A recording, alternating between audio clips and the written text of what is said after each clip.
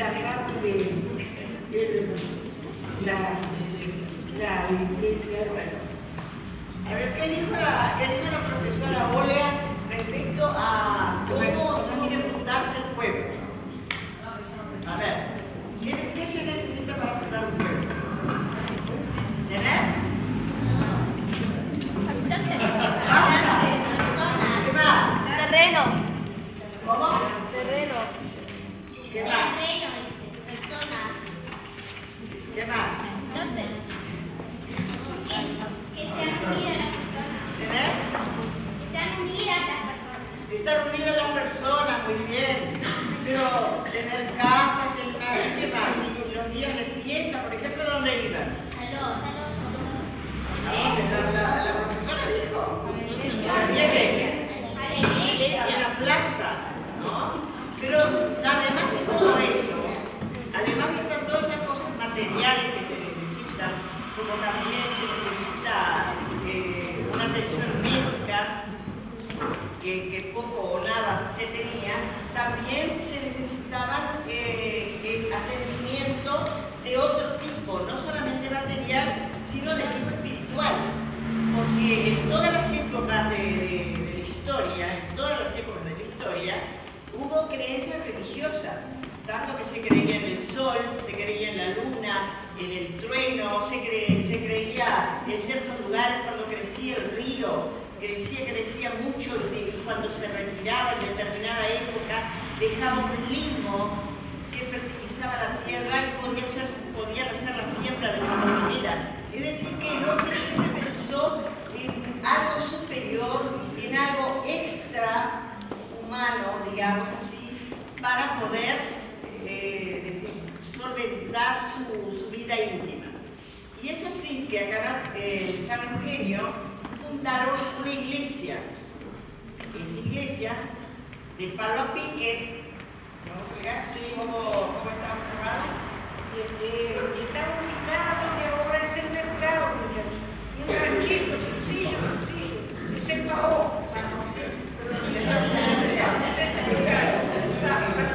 Ahí está, es un ranchito de baja y bajo, con una campana, que cura, a ver un poquito, ahí está, sencillito, nada de lo profundo. Pero Es un rancho de palo a pique, con barro, con teja, con paja, sumamente humilde. Y está ubicado justamente en el patio de donde es ahora el centro Dr. Pedro Figari, dando como frente a Garzón. O sea, bien frente a mi casa, donde yo vivo actualmente. Entonces, al hacer esa iglesia, al año siguiente de 1852, que fue la fundación de Artigas, al año siguiente, o sea, en el 53, se realizó la primera misa. Y ahí todo el cuento de ese lío del baile y todo eso que se tomaba seguramente de algunas copas de más y terminó en un lío. Pero es decir que se festejaba todo. Al año siguiente entonces se hizo la primera misa en esta iglesia de Palo a Pique. Con posterioridad se hizo la otra de San Eugenio. El caso de mi relato se trata de una tradición oral, de una memoria urbana, porque hay memorias rurales, hay de los aledaños de la ciudad, de distintas poblaciones, y hay una memoria urbana dentro de la cual yo voy a hacer este relato. Mi abuelo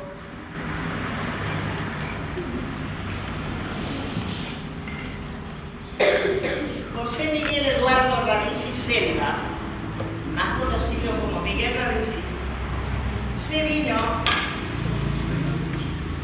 vino de Italia a los 15 años de edad. ¿Alguno de ustedes tiene 15 años? ¿14? Ahí está. Bueno, un año más que termina. Se vino a los 15 años del lago di Como, que queda al norte de Italia, en la frontera con Suiza. A los 15 años, porque estaba muy difícil la situación europea con las guerras, entonces había mucha inmigración, era un tiempo de inmigración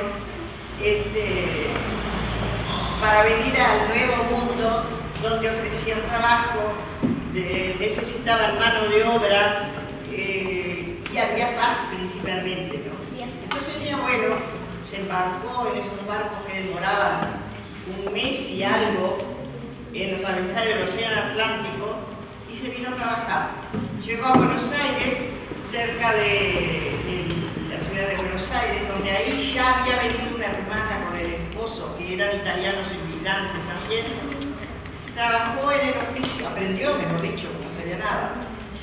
Aprendió el oficio de obrero de la construcción, trabajó en Argentina, trabajó en Alemania y luego se instaló permanentemente acá en Artigas y se casó con María Manuela Tabeira, comúnmente llamada Doña María.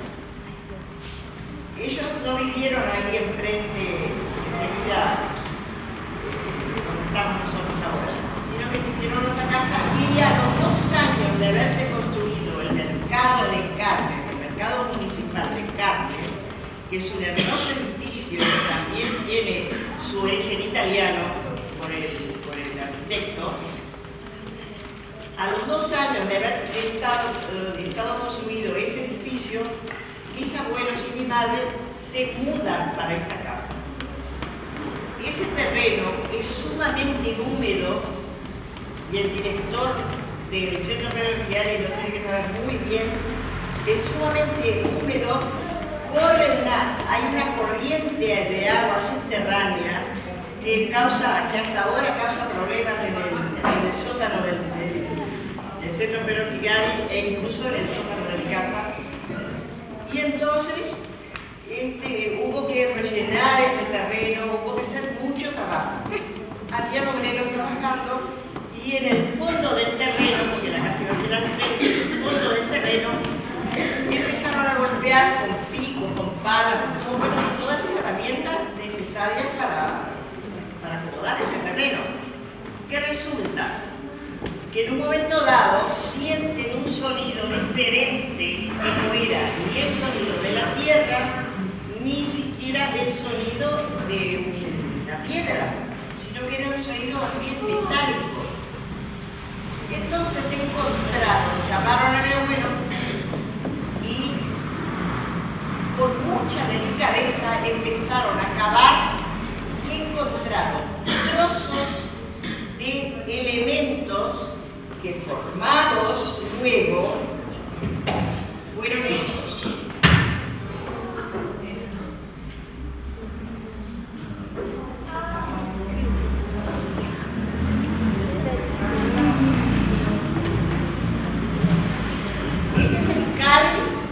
Este es el cáliz y esta es la paloma representando al Espíritu Santo. Son de plata, los ojitos de la paloma son de oro, pero resulta que al golpearlos, cortaron el pie del cáliz. Entonces mi abuelo lo mandó a quedar entero. Entonces, claro, está mejor que la paloma. Tiene la fecha del 7 de marzo, y marzo dice en el idioma portugués, de 1862. Enseguida te digo, la paloma no estuvo bien, al golpearla le sacaron las alas, entonces se mandó a hacer, pero claro, los elementos materiales que habían acá en Artigas no eran adecuados, así que no quedó bien, pero de cualquier manera así van a quedar. Estos 2 elementos, le voy a dar el pase a Olga, estuvieron siempre presentes en las conferencias de Olga cada vez que ella realizaba el relato de la Fundación de Artigas. Es decir, que son testigos de una época, son simbologías, porque el cáliz que acá se consagra el vino durante la misa, porque la religión que llegó acá a nuestros lares era la religión cristiana católica, porque existe cantidad de religiones, pero en esa época nosotros éramos colonizados por esa religión. Sí. No hay que olvidar que la religión católica era la religión oficial del Estado. Claro. Es decir, toda la fundación y todo lo demás está acompañada por los sacerdotes, por la misa, por la iglesia, pero también es una religión del Estado. El país deja de tener religión oficial con la reforma de 1917. Y la paloma, que representa al Espíritu Santo, el Espíritu Santo en la Iglesia Católica es una de las personas de la Trinidad, o sea, el Padre, el Hijo y el Espíritu Santo. Ahora, ¿por qué la paloma? Porque cuando Juan el Bautista lo va a bautizar a Jesús, llega una paloma que es el Espíritu Santo y se posa sobre Jesús. Y esa es digamos, el pensamiento religioso verdadero. Ahora, esos objetos para nosotros, para nuestra familia, y en realidad y para toda la sociedad que es, podemos decir así, ya son tradicionales. Y para mí particularmente tienen un aspecto demasiado íntimo, porque mis abuelos me criaron a mi madre, me criaron a mí, me dieron educación, conocieron a mis hijos, a mi esposo, mi abuelo murió ya al mes que naciera mi última hija, y son como el símbolo del trabajo permanente y de ese accionar permanente sobre nosotros. Entonces, para mí tiene un valor muy importante, un valor intrínseco muy importante. Pero siempre están las órdenes para presentarlos en cualquier momento y en cualquier oportunidad. Buscando algún material, encontré que en una población española, Ronda, hay una iglesia que se hizo, que Fernando el Católico mandó construir encima de una mezquita, cuando ellos pudieron, digamos, ganarle terreno a nosotros y quedarse los españoles con sus tierras. Y esa iglesia en Ronda, que está sobre las murallas, se llama Iglesia del Espíritu Santo. Bueno, como todas las iglesias tienen nombre de santos, de vírgenes, ¿no? Pero me llamó la atención porque nunca había oído. Bueno, ese es el relato que tengo para hacerles. Y bueno, acá están los objetos. Yo les voy a explicar un poquito. Cuando recibí por primera vez el encargo de festejar cómo se iba a festejar allá por el año 60 más o menos, 62, de hacer un acto para el Día de la Fundación del Pueblo. Y yo sabía buscar qué había en la Fundación del Pueblo si no se sabía nada. Pedí a la Intendencia, pedí el libro de tierra, no sabían dónde estaba, no me lo pudieron prestar. Fui a ver en la biblioteca departamental. Entonces decidí hablar con don Miguel Badiche, que como era amigo de mi padre en Amazon, no le gustó mucho la idea de tener que hacer referencia a las cosas de la iglesia. Pero bueno, conseguí él me prestó, dice, y me prestó también un baulito de madera hecho a hacha, porque no había cerquillo cuando él empezó a trabajar en carpintería. Y esto era el símbolo que el cura llevaba, porque en la última iglesia que había en la época de la colonia era la iglesia de Fortín de Frontera de Belén. Entonces el cura salía de Fortín de Frontera de Belén, y vino la paloma del Espíritu Santo, vino en la punta de un palo con un montón de cintas de los colores de la patria y un grupo de campanillas, los sucarios que decían, que era la campanilla que usaban los esclavos, haciendo sonar, recorriendo la campaña. Cuando llegaba cerca de una estancia, era la forma que el cura tenía de anunciar que él venía para bautizar. Venía de Belén, pasaba por esa zona y las anotaciones que llevaban las dejaban en la freguesía Nueva de Santana de la Liberación, que era el nombre que tenía la capilla que había en Santana. En los libros de bautismo, eran todos de folios, hubo después que arreglarlos cuando el padre me permitió revisarlos. Entonces faltan libros, pero de repente el cura de este lado casa la freguesía Nova y nos dice, o vecino de otro lado del Paraíso. Entonces la gente que vivía por ahí que venía a casarse acá, de manera que eso era casaban a los uruguayos, a los brasileños, y dejaban el territorio brasileño. Ustedes se imaginan lo que iba a costar para organizar esto cuando había independiente. La paloma no tenía los ojitos de oro, se los había sacado, y el águila estaba rota, y con mi padre, que ya estaba con las dos, sí. Bueno, una de ellas estaba cuando y con mi padre soldamos esa parte. Después, en la medida que fuimos investigando,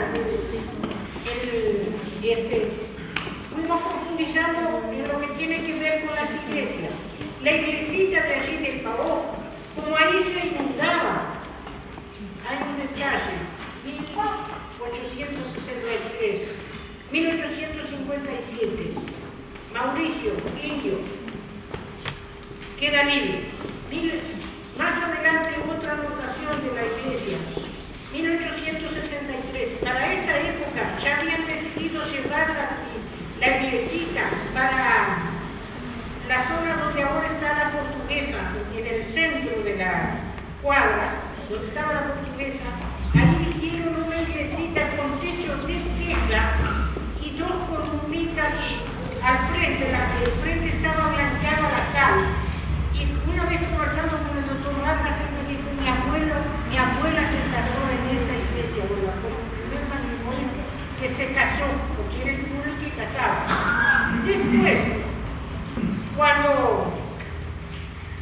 va a venir la torre va a dejar dinero para hacer la casa del Estado, construir salones para la escuela, que estaba en los salones de la escuela estaban donde ahora está el círculo policial, o la división de Paipas, que sí también estuvo mucho tiempo. Y esa iglesia de dos torres ya había sido empezada a construir. Y la torre dejó dinero para colocar piedras en el frente. Ahora tenemos pero simplemente voy a decir que pedían el Divino Espíritu Santo, trabajaban el divino, lo pedían, la familia lo pedían para rezar. Yo no sé si era solo dentro de una casa o eran varias familias que iban a esa casa. Cuando volvía a nuestra casa, venía lleno de cintas rojas, eso me acuerdo que era chica, venía lleno de cintas rojas. Ahora, las cintas rojas, ¿por qué? Porque son las lenguas del fuego del Espíritu Santo. Y bueno, y estoy un poco audaz con la disculpa de la artista Mar Rodríguez. Voy a mostrar unos dibujos que hice. Se me está trayendo Marta. Sobre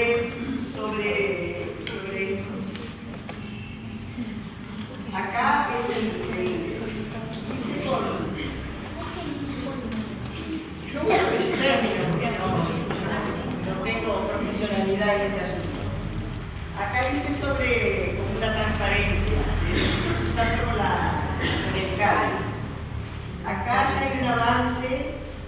donde hay dos niños rezando, es decir, que ya pasan a integrar la sociedad de sus objetos. Y acá una cantidad de palomas que significa ya una expansión total en cuanto a, digamos, en cuanto a la libertad, en cuanto a la paz, ante la unión de los hombres.